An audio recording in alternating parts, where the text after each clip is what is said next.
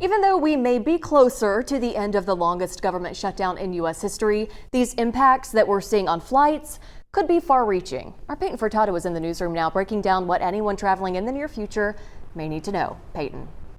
Sydney, maybe you're like me, you're planning to get out of town here pretty soon, planning to go see family. Maybe you're so excited you've already packed your bags. Now, keep in mind while you're doing that as this government shutdown continues, we've got to get it passed by the House, the Senate, and it's going to be signed by President Donald Trump before any of these cancellations end. Now, the Federal Aviation Administration has passed this emergency order. Basically, what that means is right now that in order for these airlines to stop canceling these flights, they have to go through a certain process. So right now, flights at the biggest 40 airports in America have to cancel flights 7 days out. Today, that went up to 6% of those flights.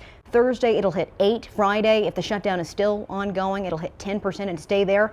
Now, today, more than 1,700 flights, we just hit 1,700, have been canceled so far. But what happens after the shutdown ends? Well, that all depends on when it happens. Does everything go back to normal immediately? Our NBC affiliates are reporting no, and so is Secretary Sean Duffy from the Transportation Unit. He's saying it's going to take some time.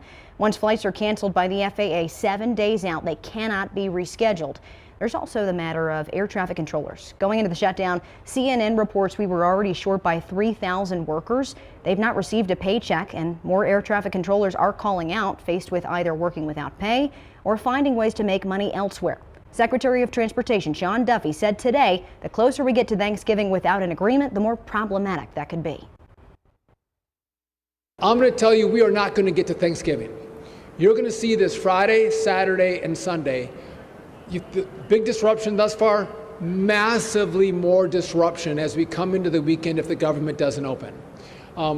It is going to radically slow down. So the House has to do its work. Today, Secretary Duffy announced that within 24 to 48 hours of the government shutdown ending, air traffic controllers will receive 70% of their back pay as well as a photo ID. Now, while GSP, the Greenville-Spartanburg International Airport, is not one of the 40 airports being directly affected by this order, it has flights to and from those sites. Today, 5 flights were canceled, 6 were delayed to and from Greenville-Spartanburg International Airport. Already, we're also seeing impacts among rental cars one way and also train rides around the U.S. We're going to keep track of all of this transportation, these woes and all of these transportation cancellation and delays for you as we get closer to Thanksgiving. But for now, in the newsroom, I'm Peyton Furtado, WYFF News 4. Back to you.